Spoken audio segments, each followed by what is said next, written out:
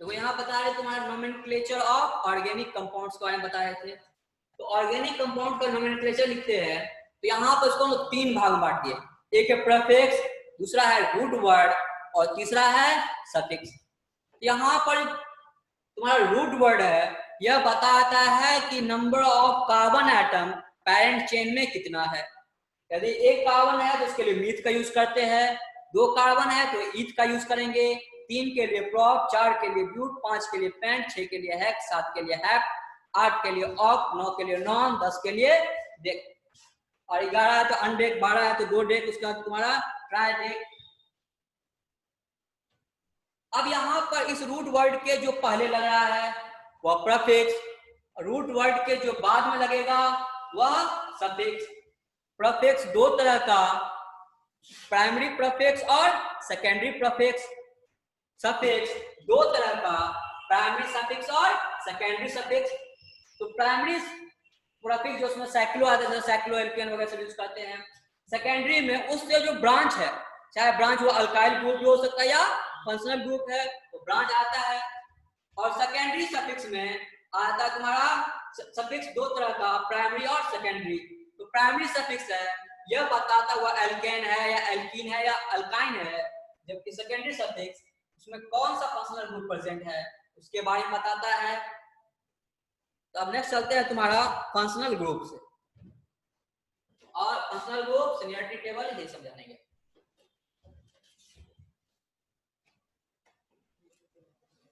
लिख लिए थे ना इसको?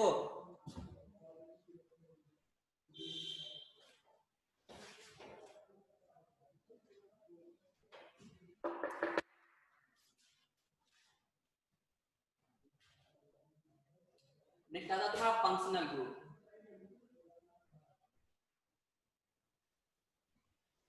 तो मतलब यह तुम्हारा एटम्स भी हो सकता है या फिर ग्रुप ऑफ एटम्स भी हो सकता है, जिस पर कोई भी मॉलिक्यूल्स ऑर्गेनिक कंपाउंड्स है उसका प्रॉपर्टीज डिपेंड करता हो, मेनली केमिकल प्रॉपर्टीज। तो वह एटम्स या ग्रुप ऑफ एटम्स जिस पर उस कंपाउंड का केमिकल प्रॉपर्टीज डिपेंड करता हो वह कहलाता है फंक्शनल ग्रुप। जैसे अल्कोहल ले रहे हैं तो अल्कोहल में OH ग्रुप है, तो वह सभी कंपाउंड जिसमें OH ग्रुप है उसका प्रॉपर्टी जो है मेनली केमिकल प्रॉपर्टी वो कमो बेश सब में एक जैसा होता है, तो वह हो गया फंक्शनल ग्रुप OH। तब यहाँ पर हम लोग फंक्शनल ग्रुप का ऑर्डर में लिखते हैं कि जब हम लोग नाम लिखते हैं तो वहां पर सेकेंडरी सफिक्स में किसको प्रेफरेंस दिया जाए उसके बेसिस पर यहाँ पर फंक्शनल ग्रुप को अरेंज कर रहे हैं, तो उसको कहा था सीनियरिटी टेबल। तो पहला आता है carboxylic acid, sulphonic acid, ester, उसका एसिड हैलाइड, एक मिनट इसको साइड में लिखते हैं ताकि जगह। एसिड हैलाइड, एसिड अमाइड, उसका आता है एसिड साइनाइड, उसका आता है aldehyde, ketone, alcohol,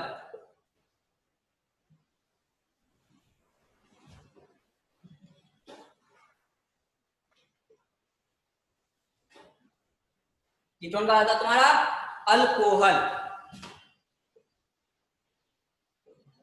carboxylic acid, acid halide, acid amide, acid anhydride, cyanide, aldehyde, ketone, alcohol. उसके आता है तुम्हारा अमाइन, उसका एल्कीन, उसके बाद आइन, अल्काइन। ये तुम्हारा आ गया seniority table. Carboxylic, sulphonic acid, acid halide, acid amide, acid anhydride, cyanide, aldehyde, ketone, alcohol, amine, ene और तुम्हारा आइन। यह सभी है सीनियरिटी टेबल, इसको याद कर लेना है ऑर्डर में। इसको याद, carboxylic acid, sulphonic acid, ester, acid halide, acid amide, acid anhydride, cyanide, aldehyde, ketone, alcohol, amine, alkene और अल्काइन, इसको ऑर्डर में याद कर लेना है। अब इसके अलावा कुछ और है, जैसे तुम्हारा नाइट्रो, हेलो, हेलो मतलब क्लोरीन, क्लोरीन, ब्रोमीन, आयोडीन, वो सब आता है। सर एमीन के नीचे क्या लिखा है? इन, ENE, एल्कीन का इन होता है ना, वही इन है। उसके बाद तुम्हारा नाइट्रो, उसके बाद क्लोरो, ब्रोमो, क्लोरो, आयोडो, ये सभी आ गया तुम्हारा। नीचे दिख रहा है ना। अब इसका जो सिंबल हम लोग इसका कैसे प्रेजेंट करते हैं, यहाँ पर होगा प्रीफिक्स और ये आ जाएगा तुम्हारा सफिक्स। कार्बोक्सिलिक एसिड का होता है COOH, सल्फोनिक एसिड का SO3H, ये सल्फोनिक एसिड हो गया। एस्टर का होता है COOR, एसिड हैलाइड का हो गया तुम्हारा C डबल बॉन्ड COH, ये हो गया एसिड हैलाइड। एसिड अमाइड हो गया तुम्हारा CONH2। साइनाइड है तुम्हारा CN। एक आइसोसाइनाइड होता है NC। एल्डिहाइड हो गया तुम्हारा CHO।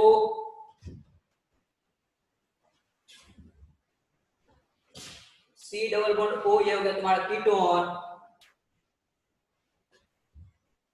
अल्कोहल का हो जाएगा तुम्हारा OH।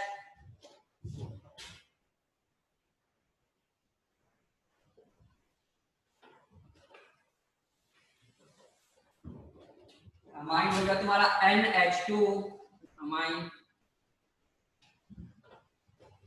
एल्कीन मतलब डबल बॉन्ड रहा तो एल्कीन, ट्रिपल बॉन्ड रहा तो अल्काइन। NO2 हो गया तुम्हारा नाइट्रो। Cl हो गया क्लोरो। Br हो गया ब्रोमो।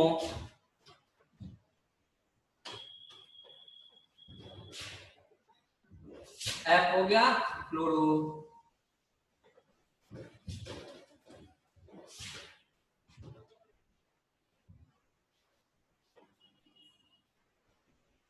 और I हो गया आयोडो। नीचे तक दिख रहा है ना।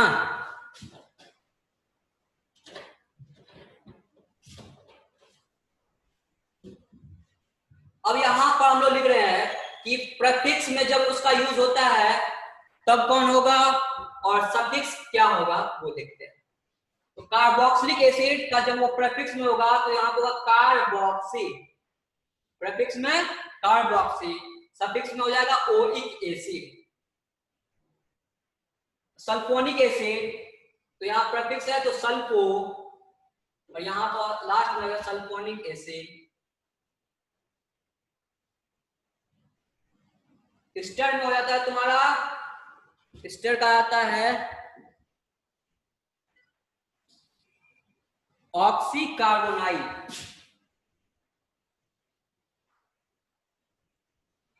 और यहां पर ओ अल्काइल अल्कानोएट, O8 लगता है, यहां पर O8 लास्ट में आ जाएगा। एसिड हैलाइड है तो एसिड हैलाइड के लिए तुम्हारा यूज होता है ऑक्सीकार्बोन, तुम्हारा एसिड हैलाइड के लिए यूज होता है हेलो कार्बोनाइल। ऑक्सीकार्बोनाइल हो गया, ये हो गया तुम्हारा एसिड हैलाइड का हेलो कार्बोनाइल। और यहां पर सफिक्स में आता है तुम्हारा acid halide alkanoyl halide, oyl halide.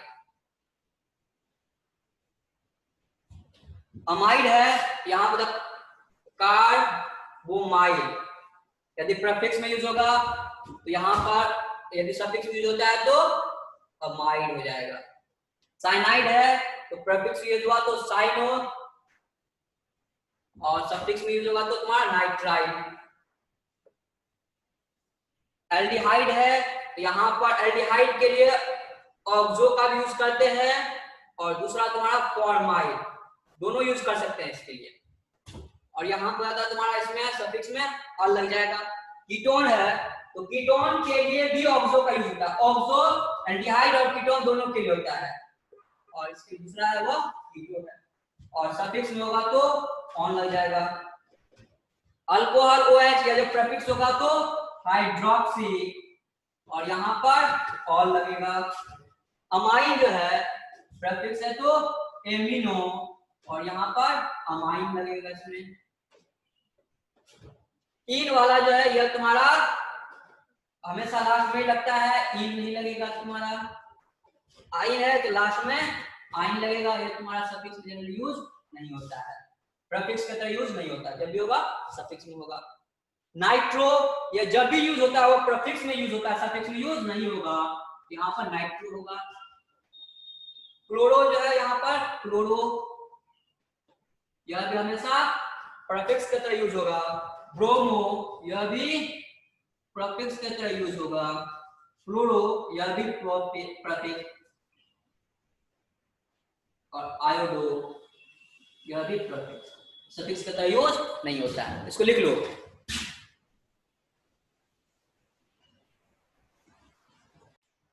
अब लास्ट जो है नोमेनक्लेचर बताएंगे वह है रूल।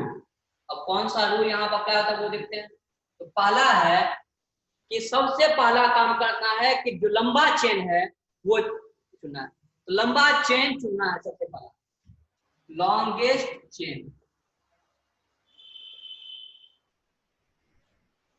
कार्बन तो सबसे पहला काम कार्बन का जो लंबा चेन है, जो लॉन्गेस्ट चेन है वो चुनना है। तो लंबा चेन कहने का मतलब जिसमें नंबर ऑफ कार्बन एटम संख्या ज्यादा होगा, तो सबसे पहला काम जो इसमें कार्बन एटम की संख्या ज्यादा हो तो वो है। तो कभी कभी क्या होता है कि जो फंक्शनल ग्रुप प्रेजेंट रही तो वहां पर जहां पर नंबर ऑफ कार्बन एटम्स की संख्या ज्यादा है तो वह उसको छोड़कर सबसे दूसरा वहां पे यह ध्यान आता है कि फंक्शनल ग्रुप होना चाहिए। तो अब यहाँ पर दूसरा है functional group must given first preference. जैसे मान लिए दो चेन लिए, एक में 8 कार्बन की संख्या है, 8 कार्बन की संख्या है, दूसरे में 6 कार्बन की संख्या है, लेकिन 8 वाले चेन में फंक्शनल ग्रुप नहीं है, 6 वाले में फंक्शनल ग्रुप है, तो वहां पर 6 वाला चुनेंगे। तो यहाँ पर पहला तो है लंबा कार्बन चुनना है, लेकिन जब फंक्शनल ग्रुप रहे तो इस बात का ध्यान रखना है कि फंक्शनल ग्रुप तुम्हारा लॉन्गेस्ट चेन में होना चाहिए, यदि नहीं है तो वैसे चेन को चुनना है जिसमें फंक्शनल ग्रुप हो। तो फंक्शनल ग्रुप फर्स्ट गिवन। तीसरा है लोएस्ट और नियरेस्ट इज करेक्ट।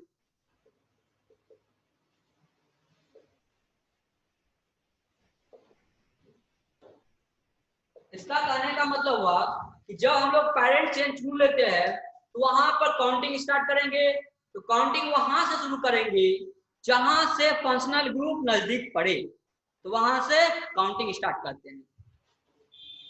जैसे मान लीजिए हम लोग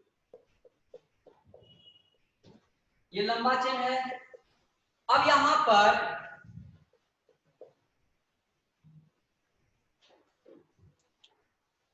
तो इसमें सबसे पहला काम करना है कि लंबा चेन चुनना है। यहाँ पे देखते 1 2 3 4 5 6 7 8, यहाँ पे देख रहे तो 8 कार्बन की संख्या है, 1 2 3 4 5 6 7, इसको देखते थे यहाँ पर 7 कार्बन की संख्या है, 1 2 3 4 5 6 7 8, और इसको देख रहे हैं तो यहाँ पर तुम्हारा 8 कार्बन की संख्या है।